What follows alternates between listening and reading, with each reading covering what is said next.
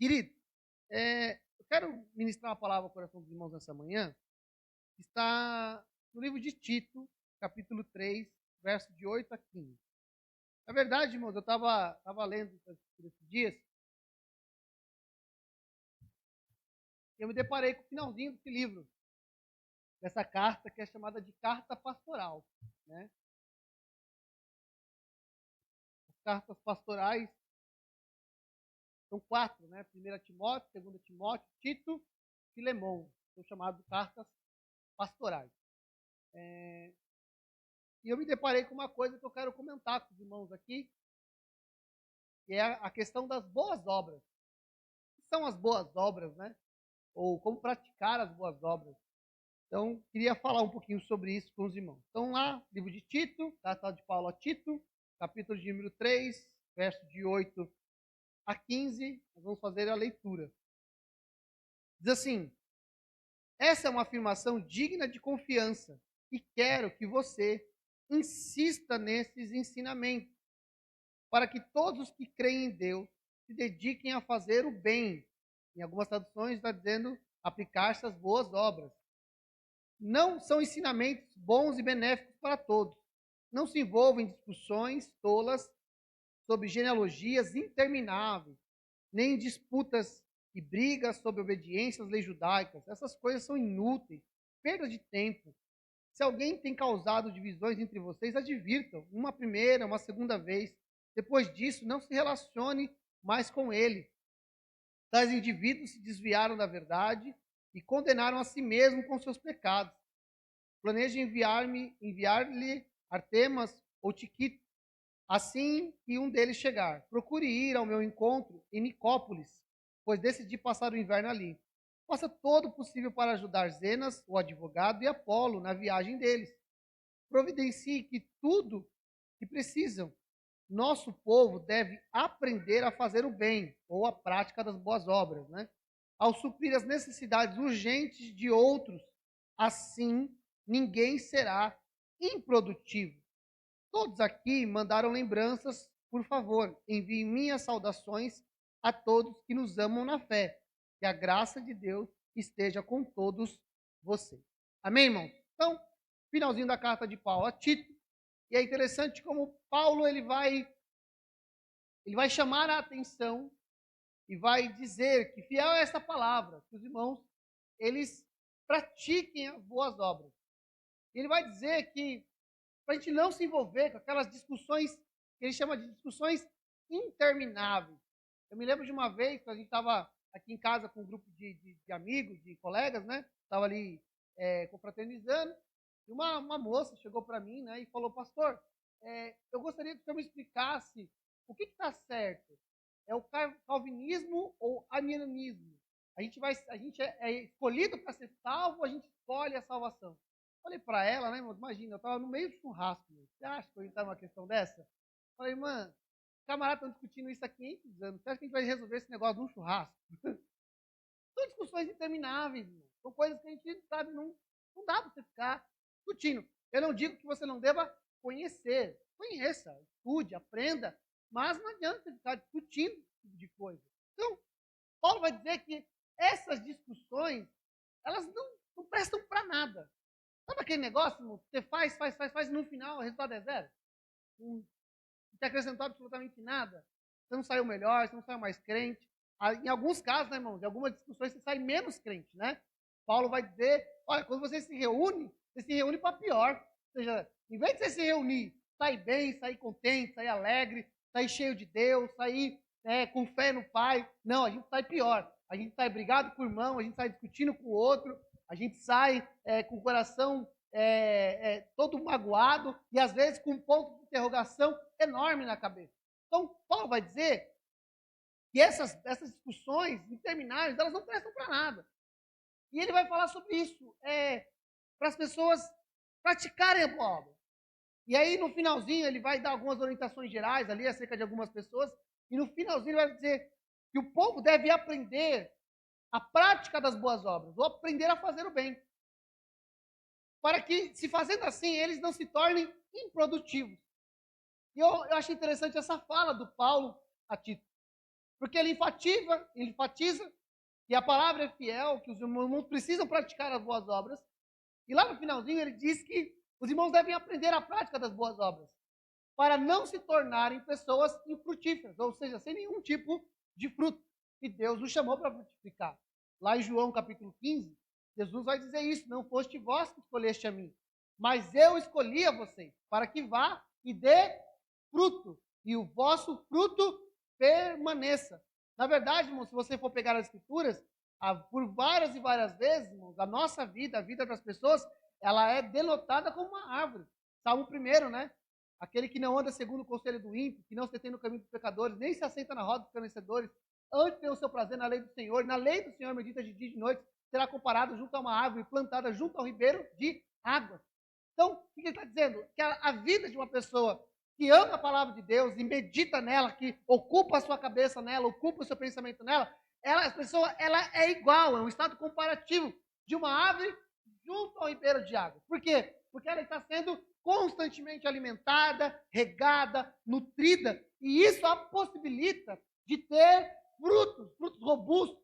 Nós vemos, por exemplo, quando Jesus amaldiçoa a figueira. Por que Jesus amaldiçoou a figueira? Porque ela tinha uma estrutura de que teria frutos, mas quando Jesus vai buscar o fruto daquela figueira, não há fruto lá. Ela tem as suas folhas, ela é robusta, ela tem uma aparência de frutífera, mas no final de tudo, no final do processo, ela não dá fruto.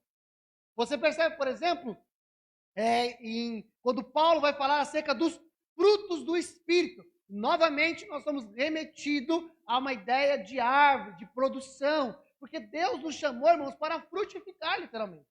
Amém? Esses frutos, Paulo vai chamar, e a Bíblia vai chamar de boas obras. As boas obras. E a pergunta que a gente pode fazer é, ok, quais são as boas obras? Ou como praticar as boas obras? Porque, como eu falo, né, irmãos, a gente vem para a vida cristã, para a caminhada cristã, e a gente lá se converte, eu me lembro, irmãos, que logo no início da minha caminhada, eu tinha muita dificuldade com a questão do linguajar. Falava muito palavrão, era demais. Era uma vírgula, era uma vogal e era um palavrão. É mais ou menos isso. E eu me lembro, irmãos, que uma vez ali logo no meu comecinho, o rapaz que me levou até Cristo, né, que me convidou, que foi o instrumento de Deus, eu me lembro de uma vez, assim, bem sério, bem me chamar a atenção, ele falou, boca santa, né? Ele olhou para mim e falou, você precisa ter uma boca santa. O que ele estava dizendo para mim é que os meus lábios deveriam produzir outro tipo de linguagem, outro tipo de fala, e não aquela que eu estava produzindo. Então, e a gente fica assim, bom, então quais são as boas obras, os bons frutos que eu devo praticar? E aí a gente fica nessa neura. Às vezes, irmãos, a gente fica naquela questão, né? Ah, mas Deus tem uma vontade para mim. Qual é a vontade de Deus para mim? Qual é a vontade do Senhor para a minha vida? O que é que eu tenho que fazer? E a gente começa a querer fazer as coisas. Às vezes a gente sai de um culto abençoado, né? Fala, não, agora eu vou mudar. Agora você vai ver. Agora eu vou fazer tudo certinho. E nós precisamos entender como é que funciona esse processo.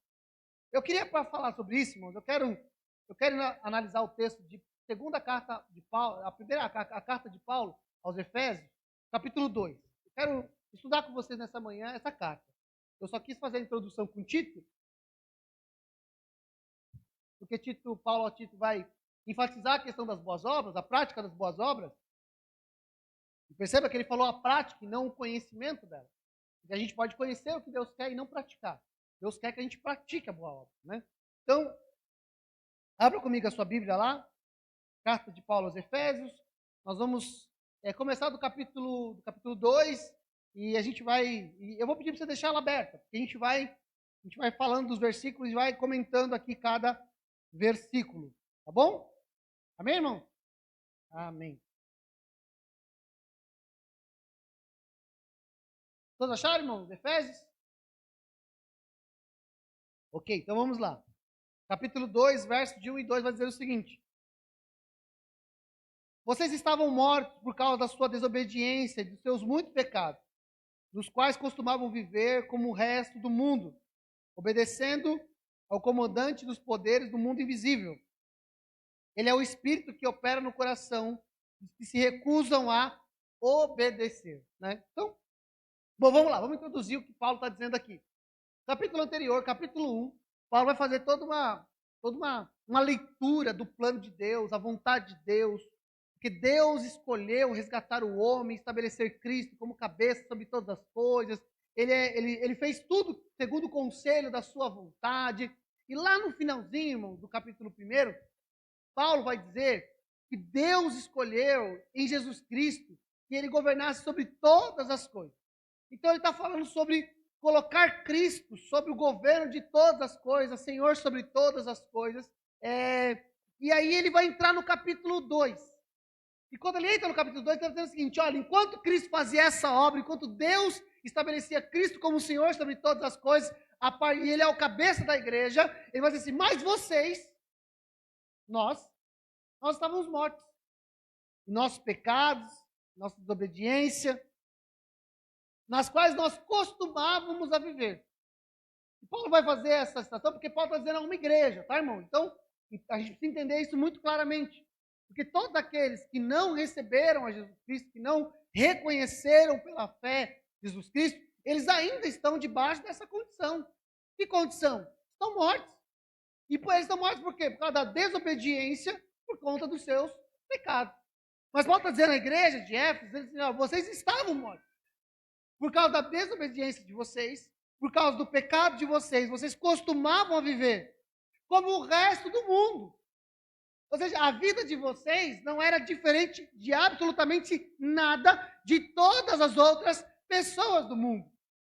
Você não era mais distinta. Então, irmãos, olha, no quesito pecado, irmãos, no quesito pecado, todos que não estão debaixo da graça salvadora de Jesus Cristo pela fé, elas estão debaixo da mesma condição de morte. Todos.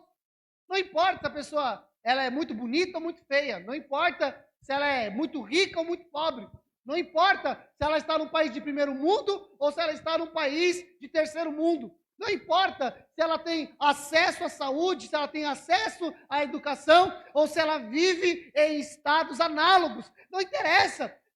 No quesito salvação, todos os seres humanos, irmãos, que não estão debaixo da graça de Cristo, eles estão mortos por causa do pecado e da desobediência. Isso é o padrão de um mundo, fora de Cristo. E fora disso, irmãos, não existe estado intermediário. Não existe purgatório, né? Eu não sou de Cristo, mas eu também não sou de todo mundo.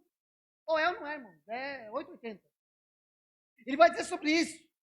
Ele vai dizer o seguinte, que as pessoas que estão debaixo desse ciclo, dessa visão de mundo, elas estão debaixo de um poder que está operando no mundo invisível. Eu acho interessante, irmãos, como às vezes algumas pessoas elas acreditam que elas estão por elas mesmas. Sabe aquele negócio que eu já ouvi isso muitas vezes, né, irmãos?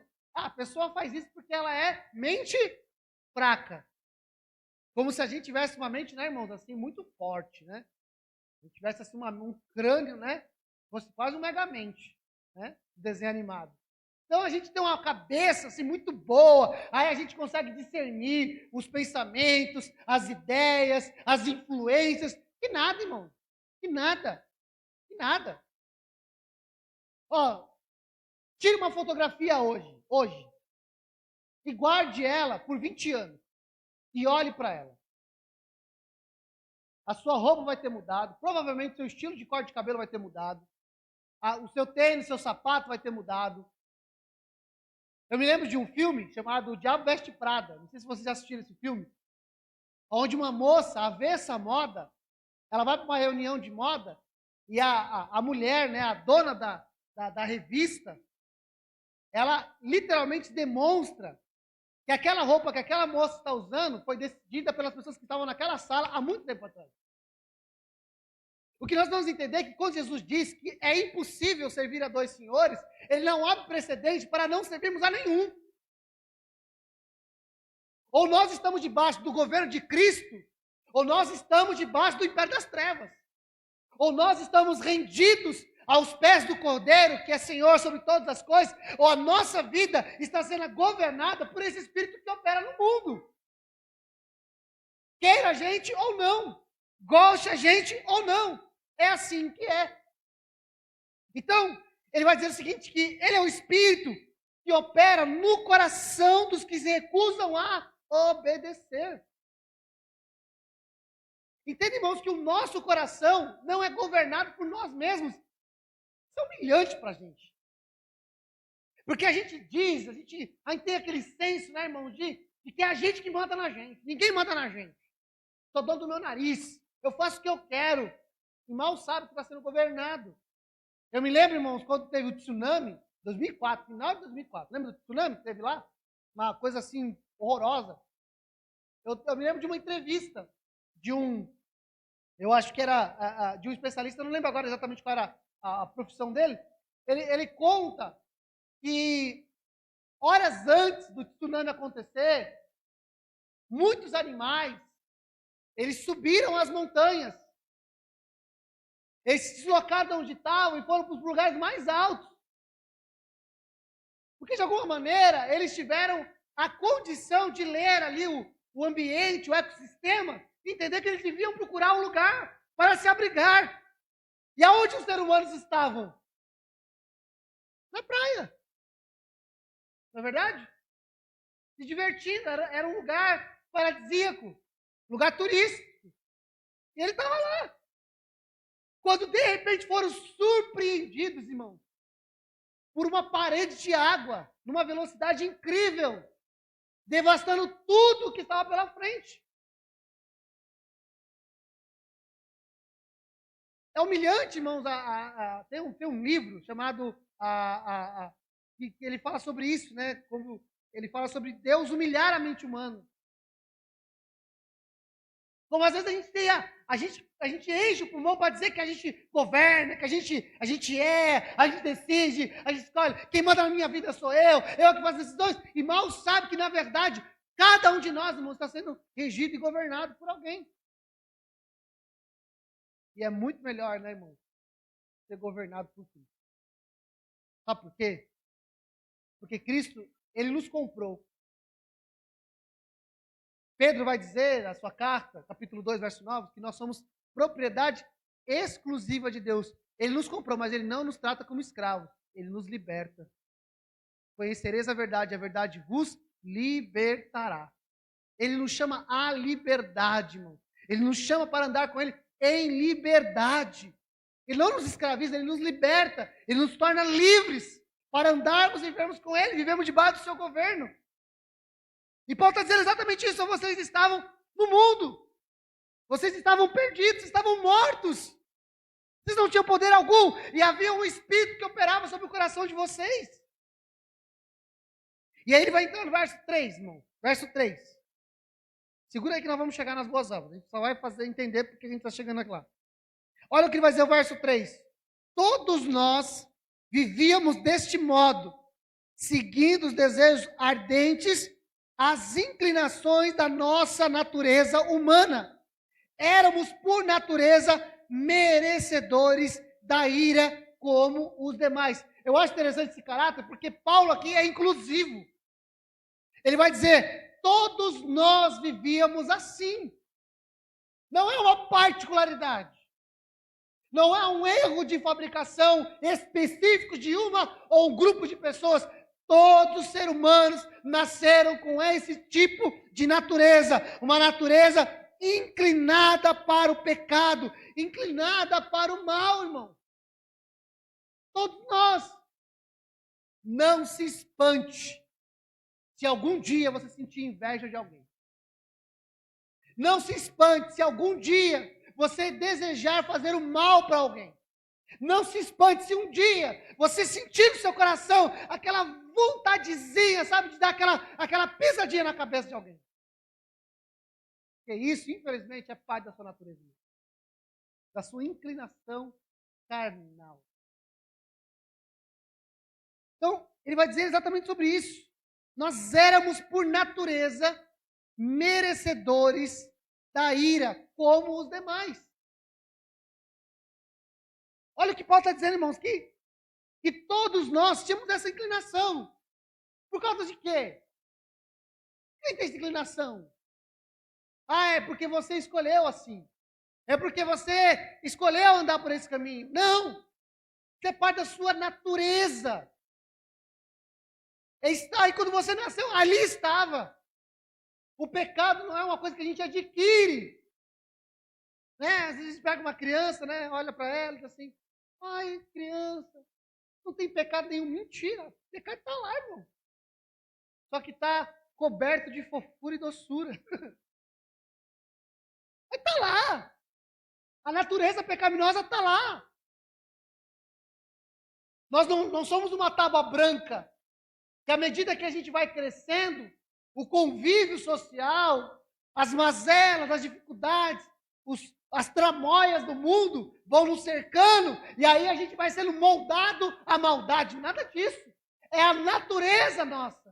É aquilo que Paulo vai dizer no capítulo 7 do livro de Romanos, que quando ele presta atenção, quando ele nota, ele percebe que há uma outra lei no corpo dele, operando contra ele, porque aquilo que ele quer fazer, que é o bem, ele não faz, mas o mal que ele não quer fazer, ele pratica. Então ele diz assim, no meu corpo, na minha natureza, em mim, há alguma coisa que opera no meu ser para me inclinar à maldade. Para me inclinar à maldade. Agora, a Bíblia vai dizer, irmão, que por consequência de sermos quem nós somos. E isso, irmãos, é muito importante entender. Muito importante entender. Porque o que eu percebo, irmão, nessa relação, eu vou entrar nesse assunto, o que eu percebo nessa relação das boas obras, é que a gente inverte a ordem dos negócios. Porque a gente olha para uma pessoa, que ela é justa, no sentido de fazer o que é certo, ela paga os impostos, ela é bom pai, ela é boa mãe, ela é bom filho, ela estuda, ela não se envolve com tramóia, não rouba ninguém, não defrauda ninguém, não fala mal de ninguém. É gente boníssima. É acima da média. Aí a gente diz assim, olha, se não estiver debaixo da graça de justiça, aí a gente pensa assim, mas essa pessoa aqui, ela merecia um jeitinho de chegar. Ela é tão boa. Ela faz tudo certo. Porque, na verdade, irmãos, o que nos condena não é a caminhada, mas é a natureza. A nossa natureza pecaminosa já nos coloca em estado de condenação. Não é só uma questão da prática. Não é que a gente nasce e Deus diz assim pra gente, vamos ver o que vai dar, hein? Estou aqui anotando. Colocando na contrabalança acertos e erros. A gente às vezes acha, irmãos, que a vida cristã é uma matemática. Em que a gente vai, sabe aquele negócio, ajudar a velhinha a atravessar a rua? A gente fala assim, ó, ganhei um ponto para o céu, né? Não é uma matemática. Não é uma matemática de mais certos e menos erros. Não é a matemática de fazer mais bem e menos mal. Não é essa conta que a gente acha que a gente tem que fazer na vida. O homem é condenado pela natureza. A sua natureza é pecaminosa. E o fato de ter a natureza pecaminosa, ele já é elegível à condenação. Todo ser humano, quando nasce, ele está potencialmente preparado para ir para o inferno. Doído que está um negócio desse, né? Por causa do quê? Da natureza. Da natureza. A natureza da pessoa, a natureza do homem, que foi corrompida em Adão, ela torna cada ser humano que nasce elegível ao pecado. Elegido ao inferno, à condenação. Aí, irmãos, aí a gente começa agora. Agora o negócio fica bom. Porque até agora é só paulada, né, irmãos? Até agora é só chabu. Já deu ruim aqui. Mas olha o que vai dizer no verso de 4 a 5. Mas Deus é tão rico em misericórdia e nos amou tanto que, embora tivéssemos morto por causa dos nossos pecados, Ele nos deu vida juntamente com Cristo. É pela graça que vocês são salvos. Eu acho fantástico essa fala do Paulo. Porque, olha, irmãos, imagina. Quando eu olho essa fala do Paulo, eu penso num boletim médico. Boletim médico. Aí o médico entra na sala, está lá você sentado. Aí ele vem com o seu prontuário na mão. Então Moisés falou, sou eu. Eu estou me sentindo bem. Estou me sentindo ótimo. Eu nem sei porque eu estou fazendo naquele consultório. Eu só tive um mal súbito. Provavelmente foi a minha glicose que baixou e eu desmaiei. Aí ele vem com o prontuário na mão e diz assim, Moisés, é o seguinte, ó, eu estou olhando aqui seus exames e deu ruim para você. Rapaz, seu corpo está todo podre. Você tem disfunção renal. Você tem descompasso cardíaco. As suas veias estão murchando. Você tem confusão cerebral. Como assim, doutor? Eu estou bem. Onde você está bem? Eu estou olhando para os exames. Olha, Moisés, você está vivo por um milagre. Está tudo ruim. Está tudo mal aqui.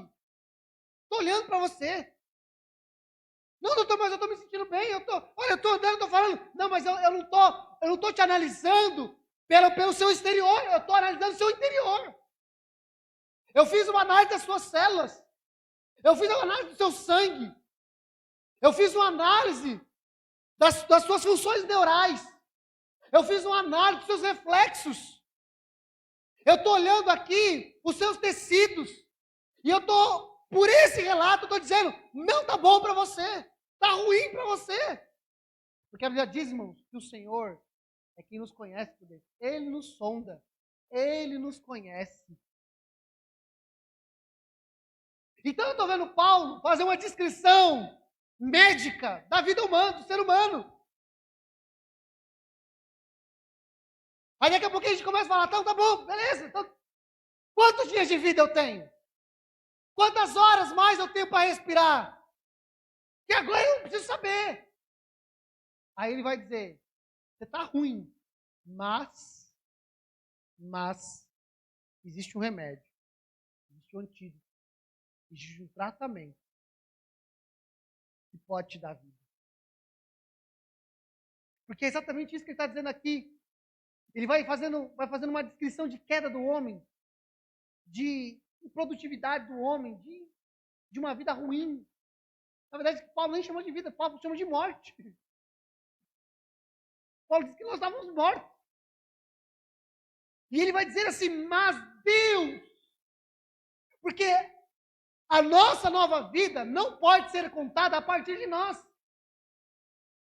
A nova vida que Deus tem para mim e para você, ela não é contada a partir de nós mesmos, porque nós não podemos produzir vida. É necessário um outro elemento, um outro ser intervir. E para isso acontecer, para contar a transformação em nós, é preciso evocar a Deus, dizer, mas Deus, é Deus. É como que se Paulo tivesse assim, falando, olhe para você, olhe para você, olhe para você, você estava assim, você estava assado, você estava desse jeito, olhe bem para onde você estava e como você estava. Agora você entendeu como é que você estava? Eu entendi como é que eu estava, agora você vai entender o que é que transformou a tua vida. Pare de olhar para você e comece a olhar para Deus. Comece a olhar para quem é Deus e o que Deus fez. E a primeira explicação de Paulo para a transformação da vida do homem não é o que Deus pode fazer, mas quem Deus é. Porque a Bíblia vai dizer que Ele é rico em misericórdia. Então, irmãos, a vida eterna não começa com Deus operando, mas começa em quem Deus é. E Deus, irmãos, Ele é rico em misericórdia, Ele é abundante em misericórdia, Ele é cheio de misericórdia, e Ele nos amou tanto, irmão. Eu gosto da expressão de João 3,16, a fala de Jesus. Porque Deus amou o mundo de uma tal maneira. Essa expressão de tal maneira, irmãos, ela é maravilhosa, porque não existe uma medida para dizer qual é o tamanho do amor de Deus. Não há nada comparado. Se Olha, irmão, se Jesus tivesse dito que Deus nos amou tão profundamente quanto é o mar, já seria grande, não é verdade? Deus nos ama tanto quanto são as constelações de estrelas. Deus nos ama do tamanho do universo. A gente nem sabe como é o negócio do tamanho desse negócio, né, irmão? Deus nos ama tanto quanto a variedade, a quantidade de espécies na biodiversidade. A gente poderia aqui, irmãos, fazer várias comparações, mas Jesus olha para tudo, irmãos, que é criado, que há no céu, na terra, no mar, toda a criação e tudo em seu tamanho, força, poder, em número de espécies, em quantidade, tudo. Ele poderia dizer que Deus nos ama como a areia do mar. Ele nos ama como o expandir da luz do sol. Ele poderia dizer isso, mas ele disse, olha, nem o sol, nem as estrelas, nem a terra, nem o mar, nem o que há na terra, nem o que há no céu. Não existe nada que eu possa comparar o tamanho do amor de Deus pela tua alma, porque Ele te amou de uma tal maneira. Então, irmãos, a nossa vida, a nossa nova vida, ela não é explicada a partir de quem nós somos, ou onde nós estamos, ou o que nós possuímos. A nossa nova vida, ela é explicada a partir de quem Deus é. E Ele é rico em misericórdia e grande em amor. Então, irmãos, a nossa história não começa em nós. A minha história, a tua história não começa em você. A nossa história começa em Deus. Eu e você somos novas criaturas que nascem primeiro em Deus e não em nós.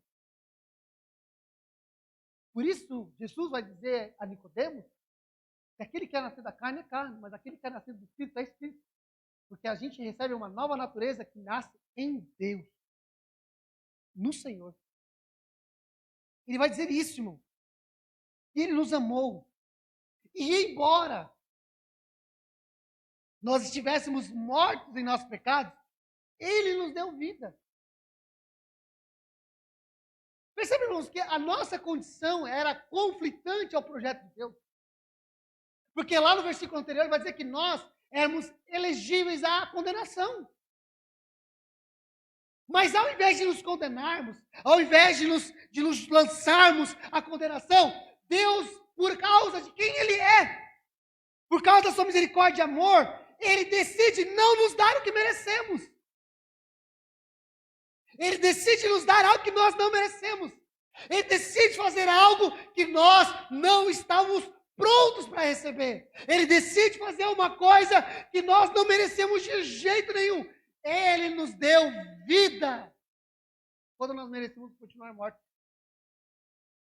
Ele vai continuar dizendo isso, irmãos. Agora, olha o que ele vai dizer no verso de número 6. Pois Ele nos ressuscitou com Cristo e nos fez sentar com Ele nos domínios celestiais, porque agora estamos em Cristo Jesus. Olha que interessante ele está dizendo aqui, irmãos. Quando Jesus ressuscitou, nós fomos ressuscitados com Cristo. E agora, Ele nos fez ressuscitar, aonde que Ele nos colocou? A Bíblia diz, irmãos, que Ele nos colocou sentados com Ele nos domínios celestiais. Agora estamos em Cristo Jesus. Agora, percebe, irmãos, que lá no capítulo 2, verso 1, verso 1 e 2, ele está dizendo que todos aqueles que estão debaixo da desobediência do pecado, eles estão debaixo de um governo. Um governo que opera no coração de todos aqueles que estão desobedientes. Mas ele vai dizer que agora, quando Cristo ressuscitou, e nós que fomos inseridos pela fé, pela graça, quando nós ressurgimos uma nova vida, uma nova criatura em Cristo Jesus, nós já não estamos mais debaixo desse governo. Não há mais um espírito que opera em nosso coração por causa da desobediência. Agora, fica claro, irmãos, que é criada uma outra esfera. É criado para nós um outro ambiente. É criado para nós um outro principado, uma outra província, um reino de Deus. E vai dizer que agora nós não estamos mais debaixo do governo deste mundo, que opera sobre os filhos da desobediência. Não, nós agora estamos em Cristo Jesus. Enquanto há um governo operando no coração daqueles que decidem viver debaixo da desobediência, nós, o que cremos, estamos debaixo de um novo governo, de uma nova regência, de uma nova operação. E ele vai chamar de em Cristo Jesus. É interessante, irmãos, porque nós temos nos países uma coisa chamada embaixada.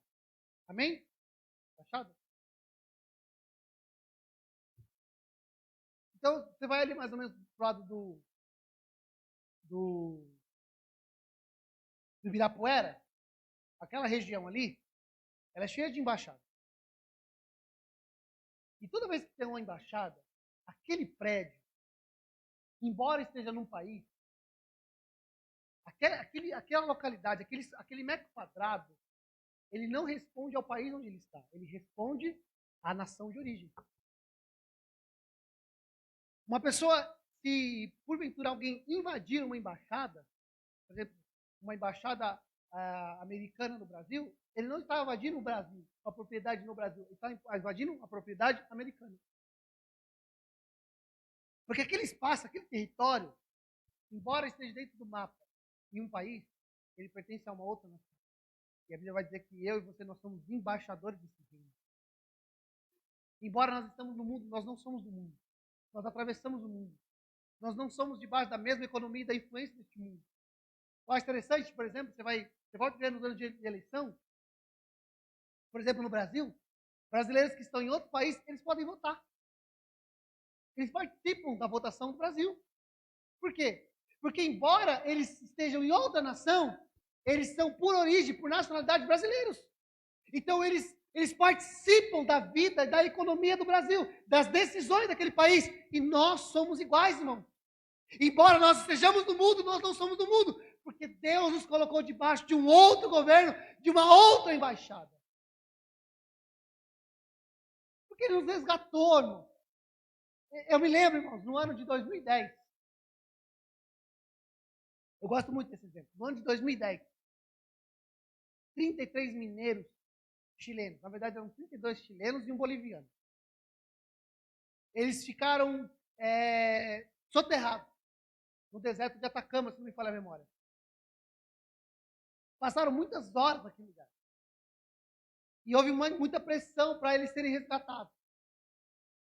Na verdade, irmãos, aqueles homens ficaram muito tempo lá, praticamente eles estavam condenados à morte. Até que eles conseguiram trazer uma tecnologia de uma cápsula para que eles fossem resgatados daquele lugar. Todos os 33 estavam condenados. Eles ficaram 69 dias. Foi exatamente isso. 69 dias. Todos eles, já estavam totalmente condenados à morte. Eles estavam numa profundidade muito grande e há muito tempo lá embaixo. Até que conseguiram perfurar, descer uma cápsula e resgatar de um a um, até que todos os 33 mineiros saíssem daquela condição. E foi exatamente isso que Jesus ensinou. Ele lançou a alma dele na morte, aonde nós estávamos mortos. E ele nos resgatou, e ele nos fechou nessa cápsula chamada Jesus Cristo. E ele nos transportou, irmãos, para um outro lugar.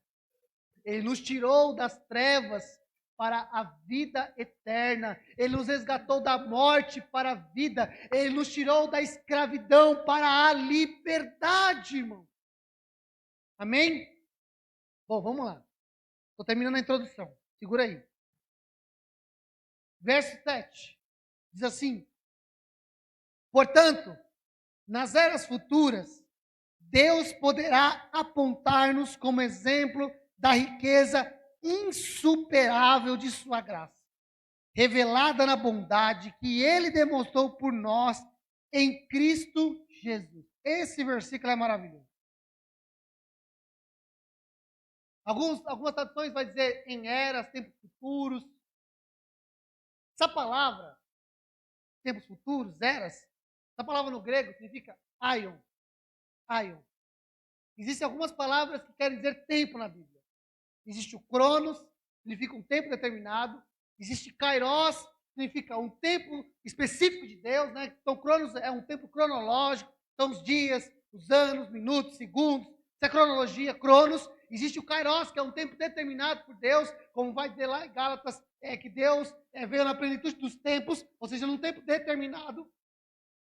Mas deion, ele quer dizer um tempo infinito. Ele não é cronos, porque ele não está ligado a uma linha de tempo, dias, mês e anos. E ele não é kairos, porque não é um tempo determinado por Deus, onde algo específico vai acontecer. Eio significa para sempre. Agora, olha para o texto, que diz assim, portanto, poderíamos traduzir isso, portanto, em todo tempo, Deus apontará como exemplo da riqueza insuperável de sua graça, revelada na bondade que ele demonstrou por nós. O que Paulo está dizendo aqui é que Deus faz de nós uma grande vitrine da sua bondade. Uma grande vitrine daquilo que ele quer fazer. Uns dias atrás, umas semanas atrás, eu estava ministrando sobre isso lá em Sorocaba. Quando Jesus usa a vida do Lázaro para glorificar o nome de Deus. Eu estava ouvindo uma mensagem ontem de um pastor chamado Iago Martins, falando sobre o livro de Jó. E ele fala que Jó é o argumento de Deus contra Satanás. Porque Deus provoca a conversa com Satanás. Não é Satanás que diz de Jó para Deus, é Deus que fala de Jó para Satanás. E Jó é o argumento de Deus contra Satanás. E Lázaro, ele é o instrumento de Deus para a glorificação do nome de Jesus. Eu acho interessante isso, irmãos, lá em João capítulo 10. Se Deus chegasse para mim, para você, e falasse assim, olha, eu vou glorificar o meu nome na tua vida. Como que você acha que Deus faria isso? Talvez você pensaria, Deus vai me usar profundamente na área da palavra. Eu vou ser o mestre da lei. Vou ensinar como ninguém se ensina. Eu vou me mover na área de dons e curas e maravilhas. O cego vai ver, o paralítico vai andar, o leproso vai ficar limpo. Deus vai me mover para multiplicar pães, peixe, abrir água de mar. Deus vai fazer coisas. A gente começa a criar, irmão, vários mecanismos de como Deus vai glorificar o nome dele em nós. Eu fico imaginando se Deus chega para você e fala assim, eu vou glorificar o meu nome na tua vida. Aí você fala, ok, Deus, estou aqui, glorifica, pois o teu nome. Eu vou te matar. Calma aí, vamos devagar. Não dá para remodelar esse plano. Não dá para refazer esse plano. Eu acho interessante porque lá no capítulo 10, quando as irmãs de Lázaro mandam a notícia para Jesus, que ele está doente, ele fala, aquele a quem tu amas está doente. A quem tu amas. Jesus não vai. Jesus ainda diz que Lázaro dorme. Mas o que Jesus estava fazendo, irmãos, era esperar um tempo para glorificar o nome dele na vida do Lázaro. E a intenção de Deus, irmãos, quando ele manifesta a sua graça em nós, pela sua grande misericórdia e amor, é de nos fazer uma grande vitrine de quem ele é e da sua bondade para conosco. E por quanto tempo nós vamos ficar expostos? Paulo vai dizer que a nossa vida vai ser uma exposição para a eternidade, irmão. Significa que quando nós adentrarmos a eternidade, irmãos, a minha vida e a tua vida, ela vai refletir quem é Deus. Quem é Deus? Bom, já corremos até aqui, vamos entrar na questão das boas obras. Verso de número 8. Vocês são salvos pela graça, por meio da fé. Isso não vem de vocês, é uma dádiva de Deus. Então, irmãos, Paulo aqui agora vai fazer uma desconstrução. Paulo está dizendo o seguinte, olha, está vendo tudo isso? A vida que ele está promovendo, a vitrine que ele vai fazer através da vida de vocês. Tudo isso, vocês não têm mérito algum. Não existe nada, absolutamente nada em vocês que coopere, que colabore para que isso aconteça. Ele vai dizer que isso é uma dádiva, é um presente. É algo que está sendo entregue por Deus gratuitamente. Eu acho interessante, irmãos, porque embora eu sinta que a gente entenda o texto na cabeça, eu sinto que a gente às vezes não entende esse texto na vida. Eu vou explicar isso. Verso 9. Não é uma recompensa pela prática de boas obras, para que ninguém venha se orgulhar. O que eu estou dizendo? E o que está acontecendo com vocês não é uma recompensa. Deus não está retribuindo algo que vocês fizeram de bom. Deus não está devolvendo algo que vocês fizeram de legal. Deus não está reconhecendo méritos em vocês. Não é nada disso. Embora, irmãos, volto a dizer, embora a gente entenda isso com a cabeça, a gente não entende isso com a vida. E para mim isso é muito claro. Sabe por quê? Vamos dar um exemplo. Quando a gente está lá, começa a perceber que a nossa vida com Deus não está legal, a nossa vida de oração também é capenga, leitura bíblica, nem se fala, já foi, já morreu. Aí a gente vem, sabe, dá um estalo, um culto, uma conversa, um tempo você está olhando para o teto assim, olhando para o vazio, não está para Deus. Preciso fazer alguma coisa. Eu preciso mudar minha vida. Olha os termos que a gente usa. Eu preciso fazer alguma coisa, eu preciso mudar de vida, eu preciso tomar uma atitude. O que a gente está dizendo? Em termos práticos, irmão, a gente está dizendo o seguinte: eu preciso fazer alguma coisa para chamar a atenção de Deus. Agora eu vou separar minha hora de oração, eu vou ter minha hora de leitura bíblica, eu vou fazer meu devocional, eu vou assistir todos os cultos, eu vou estar lá, eu vou congregar, e eu vou fazer, e então Deus vai me abençoar. É exatamente isso que a gente faz, irmão. Aí você fala, pastor, agora eu estou confuso, porque não é para fazer nada disso. Porque eu sempre aprendi que eu tenho que fazer essas coisas. Agora você está me dizendo que não é isso? Como é que funciona esse negócio? O que nós vamos entender, irmãos, é que, quesito graça à salvação, a gente não tem nada o que fazer. Porque já foi feito por nós. Existe uma explicação da graça que significa: não há nada que eu faça para que Ele me ame mais. E não há nada que eu faça para que Ele me ame menos. Ele me ama. E nós, irmãos, às vezes estamos nessa questão da meritocracia. Nós queremos, não, agora eu vou fazer as boas obras, porque aí, quando eu fizer as boas obras, não é aquela música, olha para mim, Senhor, olha para mim. Eu vou subir mais alto, eu vou correr mais veloz, eu vou fazer mais, eu vou me aprofundar, porque se eu fizer, Deus vai me dar graça. Olha que coisa absurda que a gente fala, irmão. Se eu fizer, Deus vai me dar graça. Quando graça é favor imerecido. Eu não posso dizer que eu vou fazer alguma coisa para Deus me dar graça, porque graça é o que eu recebo sem merecer. E isso para nós é confuso demais, irmão. Isso daqui é um tique, o teco não bate. Parece que é uma coisa contraditória.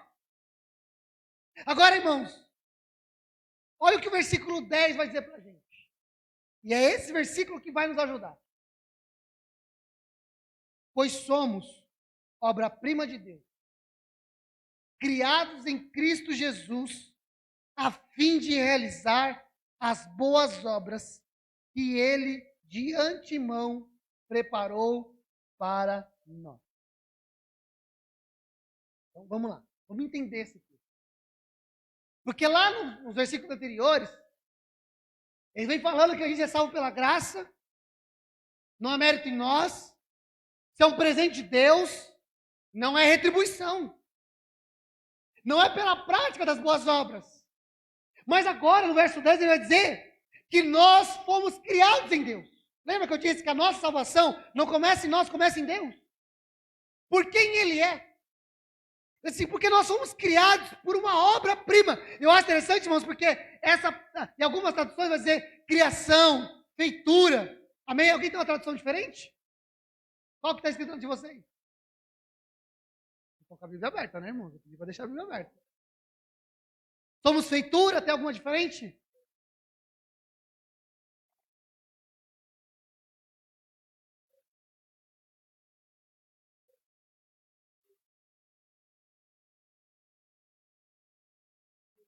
A minha diz obra-prima, do meu pai diz feitura, tem alguma diferente?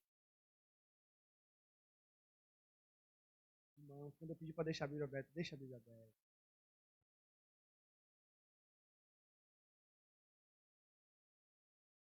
Feitura. Bom, então a maioria é feitura. Criação.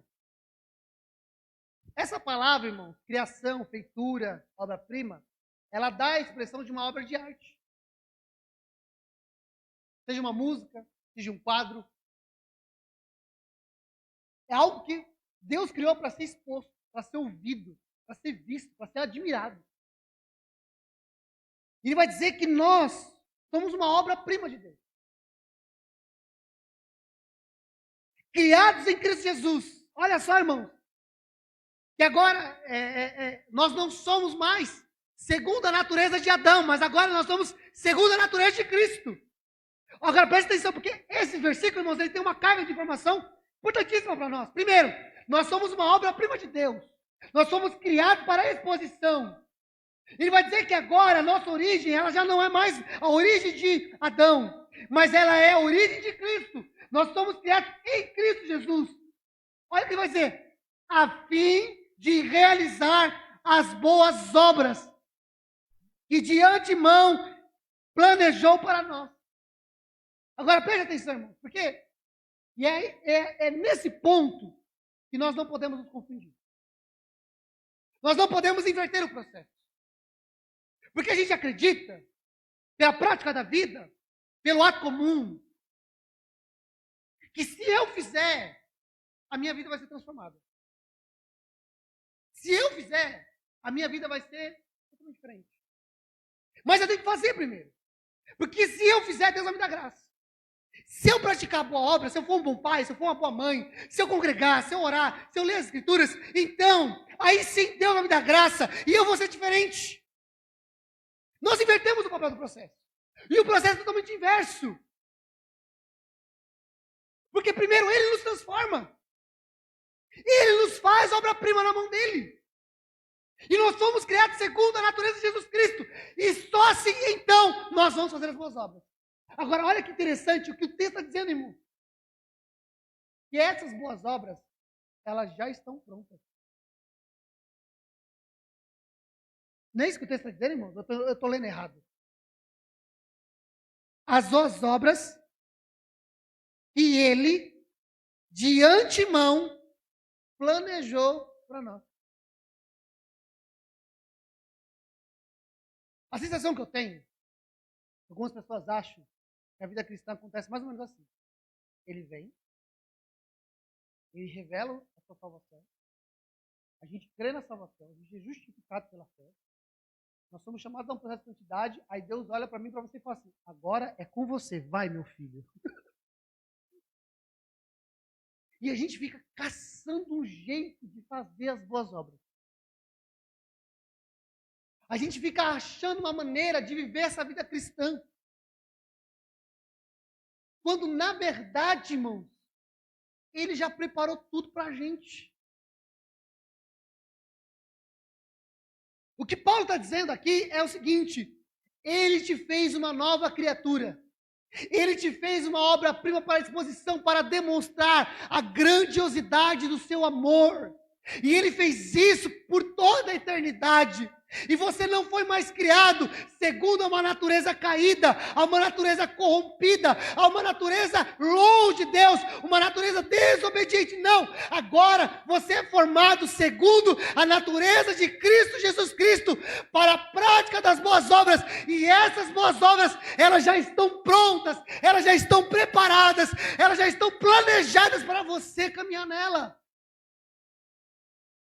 E isso pra gente é loucura, irmão. Sabe por quê? Porque a gente quer planejar. A gente quer fazer do nosso jeito. Quando na verdade, irmão, a gente deveria única e exclusivamente dizer: Senhor, eu sou teu. Eu não tenho mais nada. Percebe que Deus só não nos fez nova criatura? Ele rasgou os nossos planos. Ele sambou em cima das nossas ideias. E sabe qual que é a grande dificuldade que as pessoas têm da guinada da vida cristã? De viver uma vida cristã mais robusta, mais cheia, mais próspera. É que elas insistem em trazer os seus planos para o projeto. Elas insistem em trazer as suas metodologias para o projeto. Eu estava lendo esse texto ontem, irmãos, eu estava lembrando do Pedro. Porque o Pedro se envolve com Jesus. Ele larga as redes da pesca, ele vai andar com Jesus.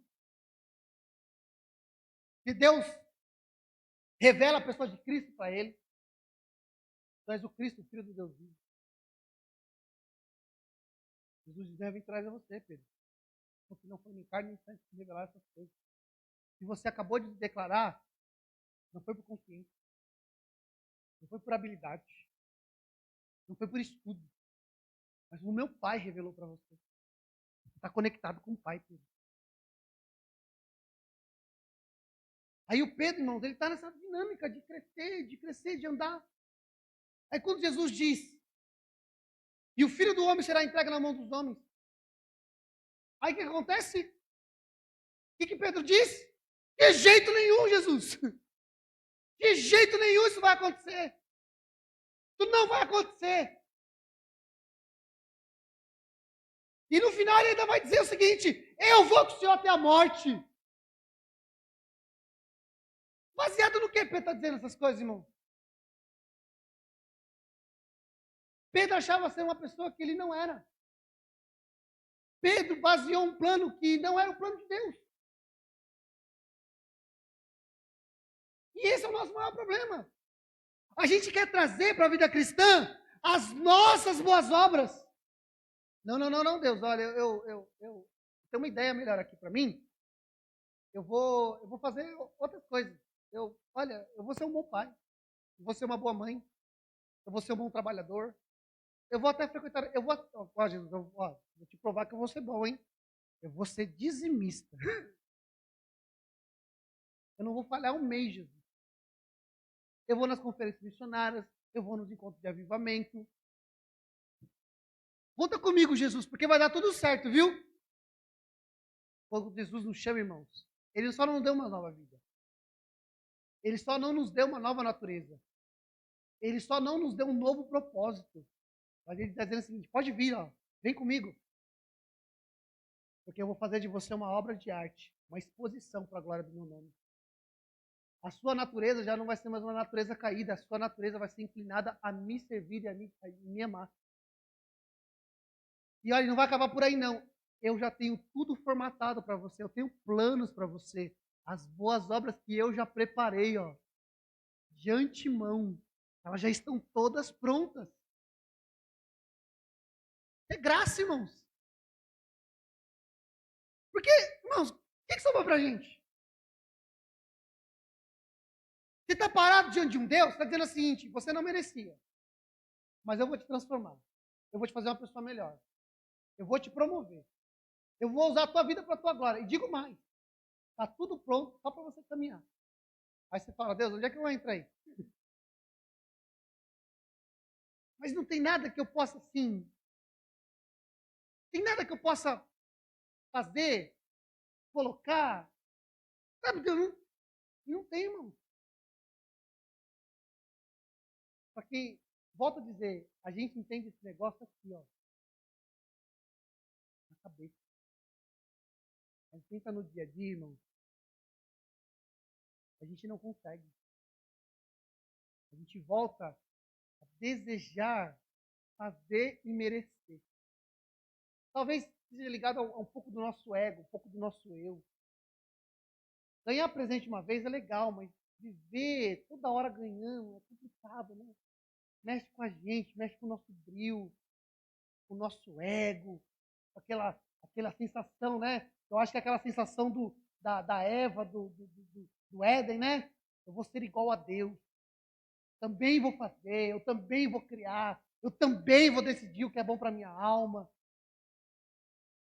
E a gente briga com Deus, irmão, sabe por quê? Porque, olha, eu garanto que você já ouviu isso. Eu garanto que você já ouviu isso. Pastor, mas eu estou orando.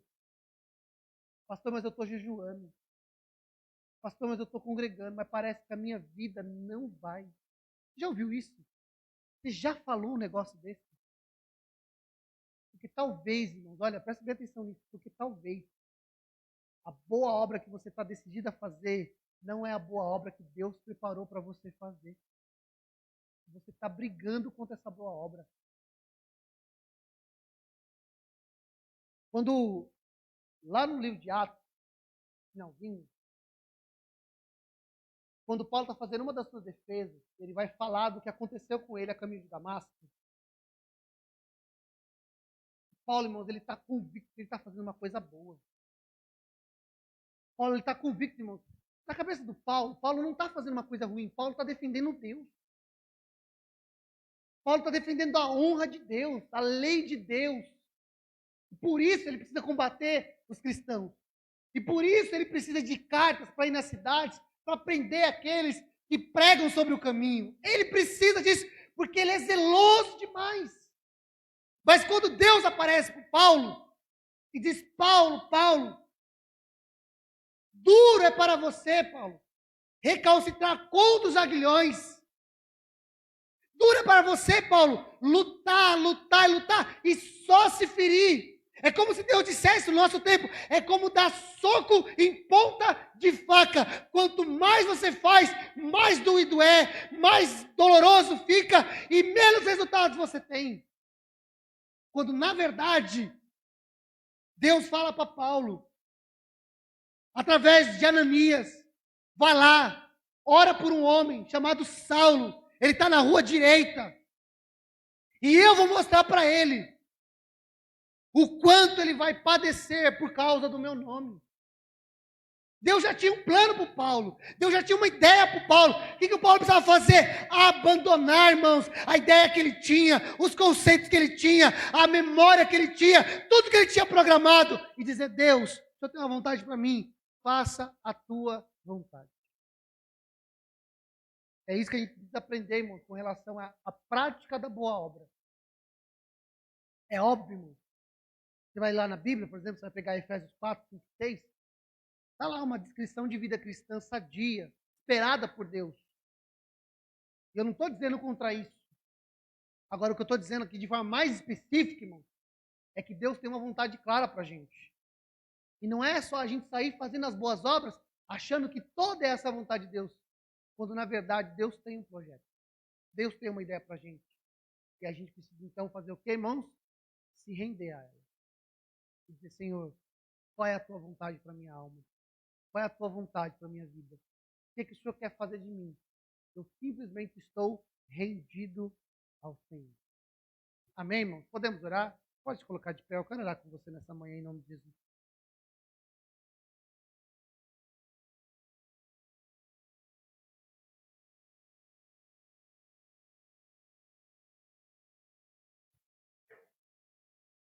É, é libertador, irmãos. É bom. É bom eu saber. Sabe quando você vai convidar uma pessoa na sua casa pela primeira vez? Você chama ela pela primeira vez. Está conhecendo a amizade e tal. Aí a gente naquele frenesi, né? O que a gente vai servir? Não é verdade? Aí você fica naquela esquisitice, né? Pergunto, não pergunto. Será que vai ficar chato? Mas e se eu fizer a pessoa não comer? Sabe aquele negócio de não conseguir agradar? De repente a pessoa vai comer só por educação. Fazer polenta e chamar o Lucas para comer polenta, né, Lucas? Sabe? Aí a gente fica naquela situação, sabe? Sabe o que eu mais gosto, uma das coisas que eu mais gosto em Deus, é que Deus não fica lá no céu, sentado, dizendo assim, vai fazendo, eu vou ver se me agrada. Vai. Aí esse negócio aí não me agrada não, faz não.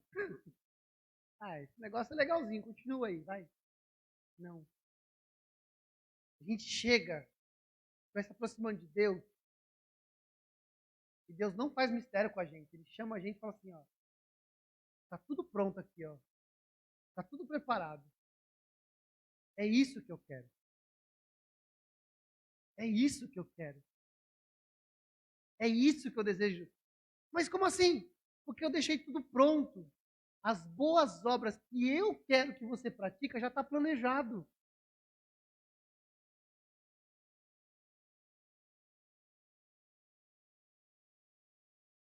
Um louco varrido fazendo.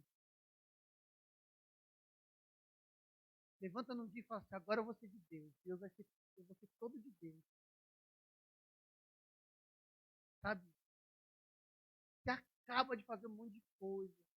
Deus fala, calma, filho, calma. Primeiro eu quero que você me conheça. Porque a minha obra nasceu em mim. Você primeiro precisa me conhecer. Você precisa sentar comigo. Você precisa se relacionar comigo. E aí você vai conhecer a minha vontade, que é boa, que é perfeita, que é agradável.